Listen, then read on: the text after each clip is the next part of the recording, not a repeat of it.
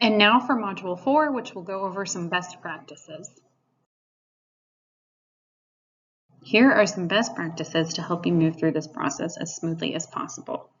If possible, please provide as much financial information, meaning general and subsidiary ledgers, in an Excel format for quicker processing time.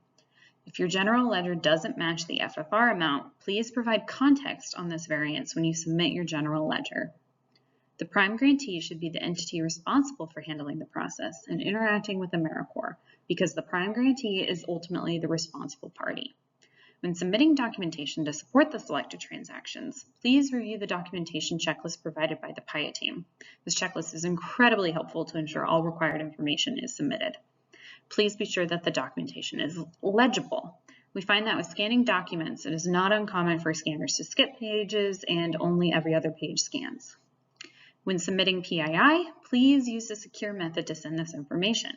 AmeriCorps has a secure OneDrive and encrypted email capabilities.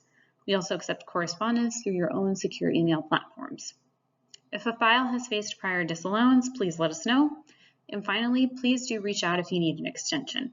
We will work with you on setting up a new due date. However, please note that we also have internal and external deadlines of our own, so sometimes we may not be able to provide the requested extension.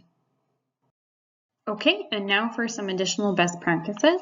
The first of which is to review the 45 CFR to ensure your standard forms meet the eligibility requirements. For those of you who have been grantees for a while, do know that AmeriCorps does provide templates for some of these requirements, and if you need assistance in finding them, just please let us know.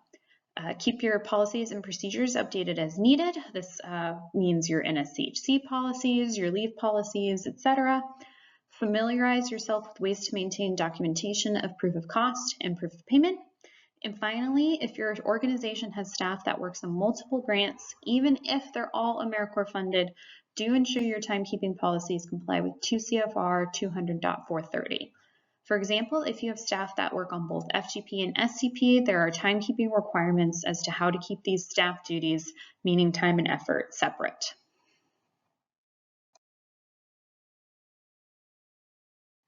Now, here are some best practices pertaining to NSCHC specifically. The first of which is to please read the National Service Criminal History Check Manual and the National Service Criminal History Check Enforcement Procedural Guidance.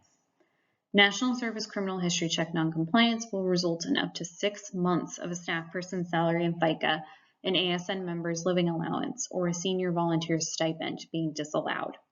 National Service Criminal History Check noncompliance will require grantees to complete NSCHC via the AmeriCorps approved vendors, TrueScreen and its sibling company, FieldPrint.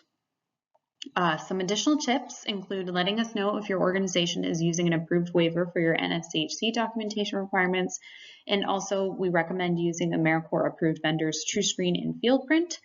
AmeriCorps has actually seen a reduction in NSCHC noncompliance with grantees who use TrueScreen and FieldPrint to run their criminal history checks.